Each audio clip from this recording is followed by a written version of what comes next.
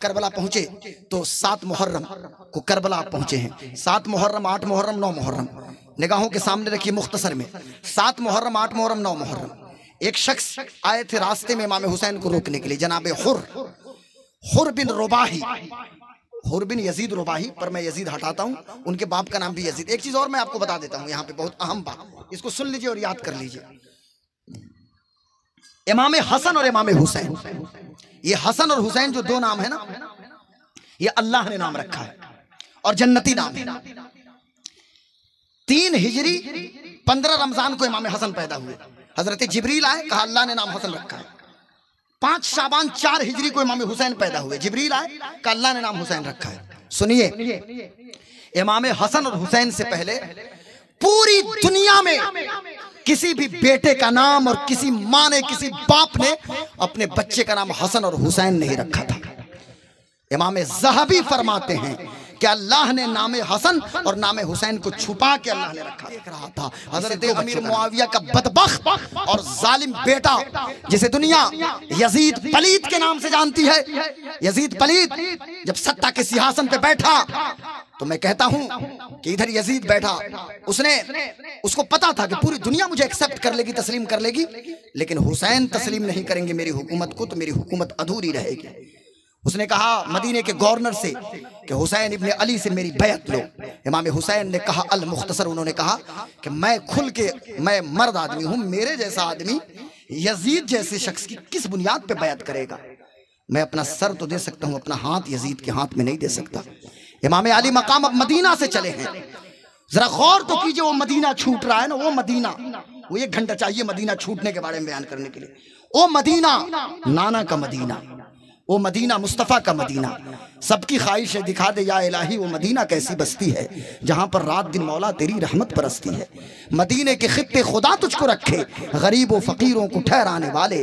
सरकार आसी की जबान से कहूं तो ऐ पाए नजर होश में आ, कुएं नबी है, आंखों से भी चलना तो यहाँ बेअदबी है। अदब का वो मदीना, अदब का हिस्त जेरे आसमां, अजरश नाजुक तर नफस गुम कर दमी आयद, जुनेद और बायजीद इंजा, कि जुनेद और बायजीद जैसे लोग भी मदीना आते हैं तो अपनी सांसों को रोक के आते हैं।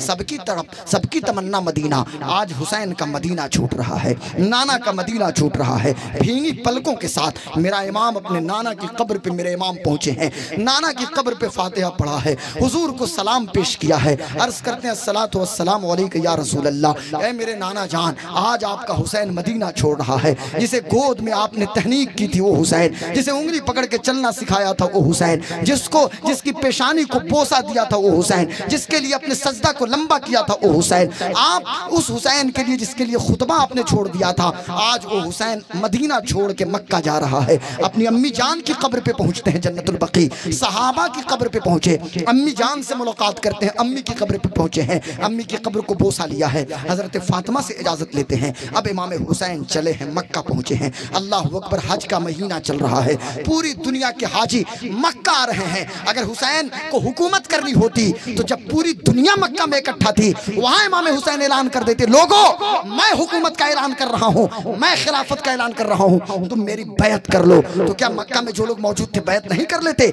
इसलिए कि उस वक्त कायनात में तन्हा इमाम हुसैन मौजूद थे जो नबी की बेटी के बेटे थे, नबी के नवासे इमाम हुसैन थे। लेकिन हजरत इमाम अली मकाम देख रहे थे कि चूंकि ये हरम मक्की है और कूफा के लोगों के खतूत आ रहे थे, कूफा के लोग बार बार खत लिख रहे थे कि आपको हम अमीर मानते हैं, आप नहीं आइएगा तो कल क़यामत के दिन हम आपका दामन पकड़ेंगे। अब हजरत इमाम अली मकाम खाने काबा का तवाफ कर रहे हैं। इमाम अली मकाम ने जमजम नोश किया और मुड़ मुड़ के काबे को देख रहे हैं। हज का महीना है, इमाम अपने बच्चों को लेके, अपनी बीवी को लेके, खानदान के लोगों को लेके इमाम चले हैं इराक की जानिब, इमाम चले हैं करबला की जानिब। यार बात समझ में रही आ रही है, पूरी दुनिया के हाजी आके काबे का तवाफ कर रहे हैं और आज मौला हुसैन हज के महीने में करबला जा रहे हैं। तो इमाम हुसैन के इस अमल ने बता दिया था कि हुसैन इसलिए हज छोड़ के करबला जा रहे थे कि करबला जाएं और बातिल के खिलाफ आवाज बुलंद करें और बातिल से मोर्चा लें। इसलिए अगर हुसैन बातिल से मोर्चा नहीं लेंगे तो फिर नमाज भी मौजूद नहीं होगी और हज भी मौजूद नहीं रहेगा।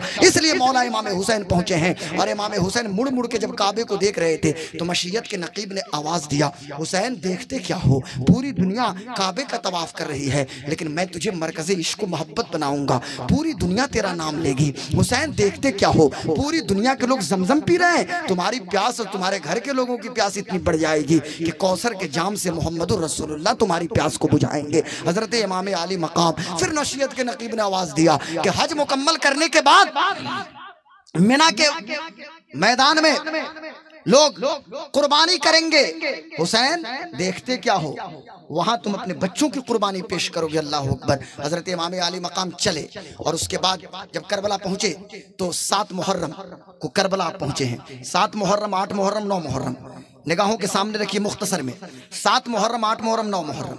एक शख्स आए थे रास्ते में इमाम हुसैन को रोकने के लिए, जनाबे हुर बिन रुबाही, हुर बिन यजीद रुबाही, पर मैं यजीद हटाता हूं, उनके बाप का नाम भी यजीद। एक चीज और मैं आपको बता देता हूं यहाँ पे, बहुत अहम बात, इसको सुन लीजिए और याद कर लीजिए।